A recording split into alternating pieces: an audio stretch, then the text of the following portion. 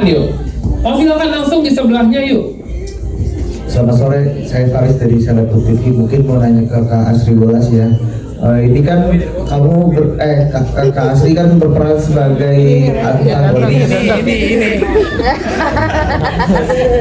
Ini kan kamu berperan ini kan udah lama banget ya, kayak ibaratnya antagonis gitu kan. Mungkin kenapa kamu? Enggak, aku udah berperan baik terus. mungkin apa namanya kayak kenapa Kak Asri mau menerima di peran ini dan tantangannya apa sih yang membedakan dengan di sebelum-sebelumnya atau di sitkom-sitkom dulu kan, apalagi kan mirip-mirip ya, kayak ada komedinya juga, tentuan komedi dan lain-lain. Dan yang paling berat seperti apa mungkin tantangannya mungkin. Terima kasih.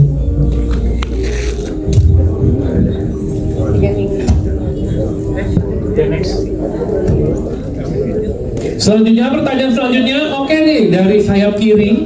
Iya. Kirim. Ya, terima kasih. Selamat sore, terima kasih sudah diberi kesempatan untuk nonton Cocote Tonggo. Saya mau tanya sama penulis cerita.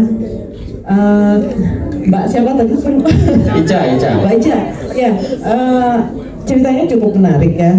Walaupun saya nggak ngerti terlalu bahasa Jawanya, tapi saya bisa menangkap lah, ceritanya itu bagus banget. Nah, saya nggak tahu ada inspirasinya dari mana atau ada kisah nyata gitu di cerita ini, karena kalau tinggal di kampung ini rasanya cukup itu juga ya, benar-benar kalau ada benar ada kampung ini luar biasa mentalnya masih kuat.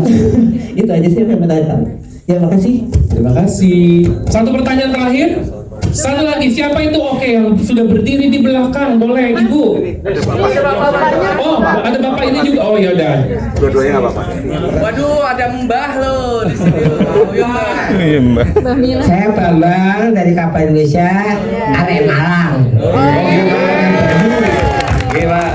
Saya menanyakan soal film ini, targetnya berapa yang nonton nanti. Semoga film ini sukses mencapai ya 500.000 penonton.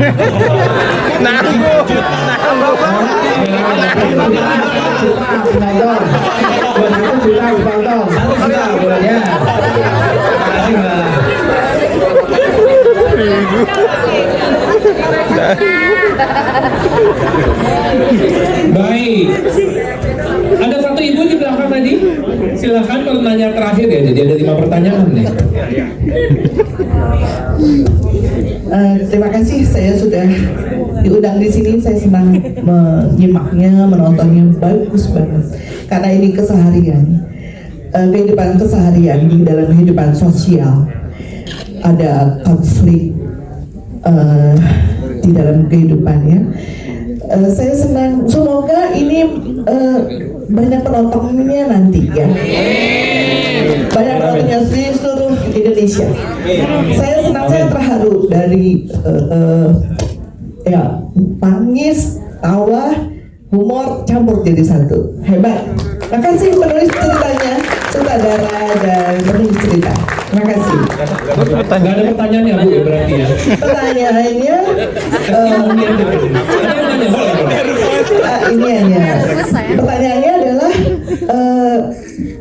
kepada siapa ya nih, Ibu Sundari Sukoco itu tadi bahasa Jawanya bagus, kemudian Mbak Asri Welasnya juga. Bagaimana caranya kok bisa seperti biasa julid tapi tadi itu bagus banget, kena banget. Makasih ya. Bahasa Jawanya, pertanyaannya berapa lama? Semuanya ini Pendalaman karakter ya Bu ya. iya, pendalaman karakternya. Oke. Seperti itu. Makasih ya. Oke, terima kasih Ibu. Oke, boleh langsung aja dijawab satu demi satu pertanyaannya. Ada yang nyatet gak pertanyaan? Oke, makasih. Tadi pertanyaan tentang kendala waktu syuting apa sama lama waktu syuting, tantangannya apa ya? Oke, kalau misalnya syuting film Cocote Tonggo ini berlangsung di kota Solo itu selama 23 hari Mas. 23 hari itu kami maksimalkan untuk syuting di sana, dan enaknya syutingnya di Solo itu di Kampung Laweyan karena kami settingnya itu langsung dari antara satu rumah dan satu rumah lainnya itu dekat. Jadi kami tidak moving terlalu banyak, jadi langsung di Lawean terus gitu selama 3 minggu itu, 3 minggu ya, 23 hari. Dan keluar pun ketika kami ada adegan yang seperti tadi kayak traveling gitu, itu baru keluar tuh gitu. Kalau tantangan di film ini, kalau dari saya sendiri ya ini adalah upaya untuk berkarya ke depan lagi yang bisa keluar dari zona nyaman. Mungkin dari saudara-saudara sekalian melihat karya saya sebelumnya kan menggunakan bahasa Jawa Timuran. Nah, di sini adalah bahasa Jawa Mataraman, di mana Solo, Yogyakarta dan sekitarnya itu kan Jawa Mataraman, Jawa Tengah ya kan. Piye gitu kan. Kalau kami kan yang Jawa Timur itu ya opo gitu kan. Nah, terus tantangannya juga ya kalau saya pribadi ya, karena saya sendiri adalah orang yang selalu dibacotin ya kan. Kalau saya tuh relate-nya itu kapan nikah gitu kan ya, kapan. Nah ini kalau ini malah lebih next level, kapan punya anak. Nah harapannya tantangannya ya supaya nanti ke depan semuanya menerima intisari dari film ini. Sampai kapanpun kita hidup itu yang namanya bacotan itu pasti akan selalu ada, tapi bagaimana kita menangkapnya dan kita bisa hidup berdampingan dengan itu, tidak malah down dengan dari itu gitu. Itu sih kalau dari saya. Terima kasih.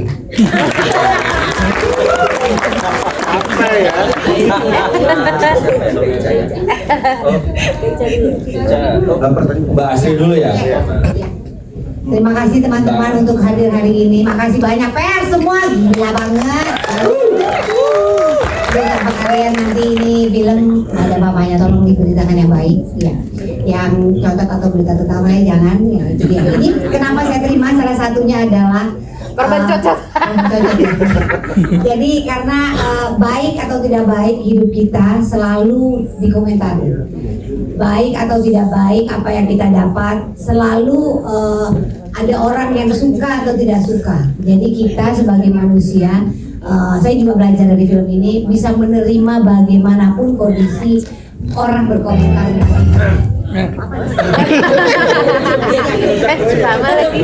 Terus jadi film ini menceritakan kita banget di dunia kita sebagai tetangga maupun di dunia digital kita. Bagaimanapun apa yang terjadi pada hidup kita, mau selebriti atau bukan, kalau tidak pada normalnya, jadi ada tuh bahasa normal. Nah, normal menurut orang lain sama normal menurut kita itu benar-benar beda banget kalau dia tahu kondisi you not in my shoes istilahnya. Film ini itu bercerita kamu nggak ada di sepatu kita. Jadi kalau kamu komentar apapun, kamu sebenarnya nggak bisa karena kamu nggak ada di sepatu kita, kamu nggak ada di jalan hidup kita. Apa yang kita rasakan itu belum tentu yang kamu rasakan. Ada tindakan apa, kenapa sih aku bisa bermain segitu julidnya, karena ada masa lalu kan. Nah jadi ketika orang komentar julid mungkin ada masa lalu dia yang memang menyakitkan sehingga disampaikan dengan begitu julidnya. Apakah itu salah? Nah, sendiri deh para penonton yang menilai. Mau di mana? Mau jadi posisi yang menjadi julid, mau di posisi yang dijulitin, semua terjadi di dunia kita. Jadi ini film saya suka banget. Saya belajar dari semua ini. Kebetulan juga saya dicocotin sama kalian semua. Tapi nggak apa-apa. Tapi apapun hidup kita itu jadi pembelajaran buat orang lain. Yang mudah-mudahan ketika jangan sampai ada di sepatu kita atau ada di sepatu orang lain yang tentunya tidak enak. Jadi mudah-mudahan kita bisa belajar dari itu semua. Saya sebagai pemain saya bisa belajar dari karyanya Bayu gitu, dan kesulitannya apa? Saya belum pernah main julid ini. Saya selalu kalau nggak terpuruk, kalau nggak susah banget gitu, kalau nggak ya gitu. Ya ini julid kadang-kadang Bayu suka, Mbak jangan baik banget Mbak gitu, karena aku ngomong gimana tuh takut gitu, karena saya nggak pernah selidahnya sampai segitunya gitu. Jadi saya belajar jadi judes di sini, belajar bilang enggak di sini gitu, karena sebelumnya nggak berani. Nah terus kesulitannya lagi adalah bahasa Jawanya. Jadi kita punya coach ya, jadi kita Pak Anin ada di sini nggak? Jadi Pak Anin tuh makasih banget Pak Anin yang di Solo ya. Jadi kita tuh bahasa Solo, bahasa Jawa tuh banyak banget layernya. Yang saya aja di film ini ngerasa kayaknya aku bukan orang Jawa deh, karena masih suka salah gitu. Nggak tahu Mbak Sundari merasakan itu juga apa enggak. Jadi saya belajar lagi tentang itu tadi, Jawa tuh beda banget, di timur di mana, ini di mana gitu. Jadi ya itu kesulitannya, tapi saya belajar banget dari Coco Tonggo. Saya tidak berani berkomentar apapun tentang orang, mau dia kenapa dia jadi seperti itu, mungkin dia ada sejarah hidupnya di belakangnya, kita nggak tahu. Jadi makin saya nonton film ini, makin saya nggak berani komentar tentang orang lain karena kita nggak tahu. Yes. Tepuk tangan ya jawabannya. Pertanyaan selanjutnya. Siapa yang mau jawab? Ica nih saya. Oh iya, untuk Ica ya, silakan Ica. Halo semuanya, terima kasih yang udah nonton dan mengapresiasi. Terima kasih juga Kak tadi untuk pertanyaannya. Tadi tanya kan inspirasinya dari mana gitu ya. Makasih loh ada segininya. Nggak terlalu intens gitu. Tentu aja dari kalau ditanya ada pengalaman atau enggak, pasti ada irisan dari pengalaman juga dan dari lingkungan gitu. Terus kayak yang Bayu tadi bilang, kayak yang Mbak Asri bilang gitu, kayak sebenarnya rasanya semua orang tuh pernah deh dikomenin negatif sama tetangga atau orang terdekat kita gitu kan. Apalagi apa ya, bisa dibilang saya juga berasal dari desa, dari kampung gitu. Jadi tahu orang kampung itu ada positifnya, guyup, gotong royong, tapi justru karena kedekatan itu kadang bisa melahirkan hal-hal yang negatif, mengomentari hal-hal yang negatif gitu, terutama kepada perempuan gitu. Karena di kalau saya sendiri yang ngerasanya kayak ada apa ya, tekanan-tekanan sosial yang lebih gitu buat perempuan, dan saya rasa ini pasti juga dirasain sama banyak orang gitu. Kayak kalau di seumuran saya, di seumuran Bayu gitu kan, kayak pertanyaannya kapan nikah gitu. Tapi kalau setelah nikah pun akan ada pertanyaan lagi kayak yang dialami Lucky dan Murni ini, kapan punya anak gitu. Jadi pertanyaan keingintahuan orang tuh gak akan selesai gitu kalau kita cuma mau nurutin itu aja gitu. Dan pertanyaan-pertanyaan itu kan akhirnya menimbulkan tekanan, pressure buat masing-masing dari kita yang bisa aja berdampak buruk ke diri kita dan orang tersayang gitu. Kayak contohnya ya di karakternya Bupur gitu, dia juga dulu kan punya tekanan sendiri sehingga sekarang dia jadi orang yang marah-marah, yang distance sama suaminya, yang nggak mau dengerin anaknya gitu kan. Itu kan akhirnya melahirkan trauma-trauma baru gitu. Dan ya harapannya dengan film ini kita bisa saling sadar lah untuk nggak ngejudge orang lain, karena benar katanya Mbak Asri, kita nggak pernah ada di sepatu orang lain gitu. Dan supaya kita sama-sama sadar dan berusaha untuk memutus generasional trauma itu sih. Terima kasih. Jawaban selanjutnya. Ke Bu Sundari Koco ya, bahasa Jawanya sama ya itu tadi aktingnya, gimana pendalaman karakter. Baik, terima kasih Ibu. Saya sudah dibilang kata Jawanya bagus ya. Alhamdulillah, berarti kerja keras kita selama ini latihan, jadi mengalami fase-fase yang luar biasa ya, karena saya Jawa ya Bu, orang Jawa juga. Saya tapi lahir Jakarta dan bapak saya orang Surabaya, yang saya ada orang Solonya. Cuma karena biasa di Jakarta dan kebiasaan bahasa Jawa itu Surabayaan biasanya, sehingga saya merasa banyak kurang di dalam mendalami karakter saya, karena di situ kan ibu itu sebagai ibu yang sabar, yang sayang dengan anak dan halus tutur katanya, dan gaya bahasanya juga harus Solo kan, berarti saya harus mendalami karakter itu sebagai seorang ibu orang Solo yang dengan cara bicara yang bahasa Solo. Itu saya harus banyak belajar di situ dengan Pak Hanin ya, dengan bagaimana cara bicara bahasa Solo itu dengan Jogja dan lain-lain itu berbeda. Jadi itu mudah-mudahan nggak sesuai dengan apa yang diharapkan lah gitu. Dan saya juga merasakan di sini sangat luar biasa. Ternyata setelah saya melihat filmnya dari pertama sampai terakhir, saya sempat menetes air mata saya karena itulah kehidupan Bu. Jadi di situ kita di lingkungan orang-orang yang ada orang baik, ada orang julid, tapi kita jangan mengharapkan orang itu selalu baik dengan kita. Ya, jadi bagaimana kita menghadapi semua itu. Pada waktu saya ketemu Mbak Asri sempat bilang, aduh, aku minta maaf sama kamu ya. Aku kok jahat sekali sama kamu ya, sampai kamu mati katanya gitu. Maafin aku ya. Oh, nggak apa-apa, itu kan dalam ceritanya seperti itu. Jadi mudah-mudahan apa yang kita dapatkan dari film tadi bisa bermanfaat bagi kita semua. Di mana di dalam bertutur kata, di dalam bermasyarakat, hendaknya kita mesti berhati-hati dan bisa menyakiti orang lain sampai depresi. Kurang lebih seperti itu. Mudah-mudahan apa yang kita dapat dari film ini bisa bermanfaat bagi saya sendiri dan banyak orang di sini. Terima kasih. Terima kasih. Oke. Mungkin terakhir pengen dong dengar dari Mas Bayu. Ada yang mau disampaikan Bu? Bapak tadi harapannya yang filmnya tadi. Oh iya. Ya, Bismillah Pak ya, Bismillah. Tadi kan Bapak bilang 500.000. Saya sih optimis 1 juta bisa ini.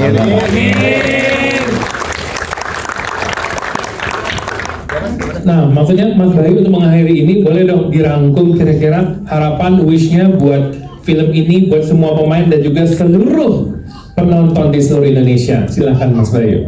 Baik teman-teman, terima kasih semuanya Bapak Ibu yang sudah hadir pada sore hari ini untuk nonton duluan ya Cocok Tonggo. Urip ora mung nuruti Cocok Tonggo itu tagline-nya, jadi hidup tidak hanya mengikuti omongan tetangga gitu kan ya. Jadilah hidup itu kita kan punya keinginan masing-masing sendiri. Anda pasti punya cita-cita sendiri, keinginan sendiri. Ikutilah cita-cita kalian, jangan karena orang lain ngomong A, B, C, kalian ingin mengentertain orang itu, tapi kalian malah tidak mengikuti keinginan kalian sendiri. Untuk menjalani hidup yang seperti itu akan sangatlah sulit sekali dan akan sangatlah sakit. Dan ingat, jangan hanya melakukan sesuatu karena omongan lain, apalagi kapan nikah, kapan punya anak, hanya untuk mengikuti omongan orang lain itu dan membuat orang lain itu diam.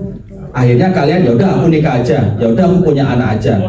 Ingat bahwa ya itu tadi yang sudah dibicarakan sama Ica juga tentang generational trauma lintas generasi, bahwa anak itu kan tidak memilih untuk dilahirkan ke dunia ini. Orang tuanya yang memilih, yang bersepakat, dan akhirnya anak itu lahir gitu.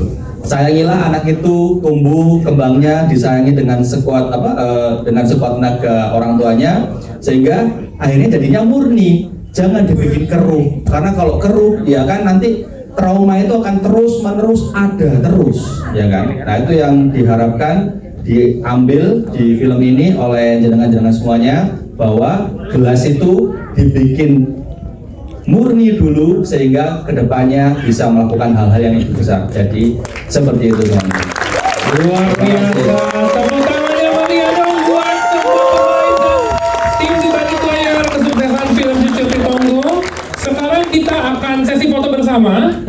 Silakan mungkin para kameramen, tim dokumentasi boleh dibantu arahkan. Mau berdiri juga boleh biar kelihatan. Atau gimana? Tim panitia boleh dibantu arahkan. Fotografer boleh kasih tahu. Mungkin ada 1 kali foto dengan background layar. Apakah sambil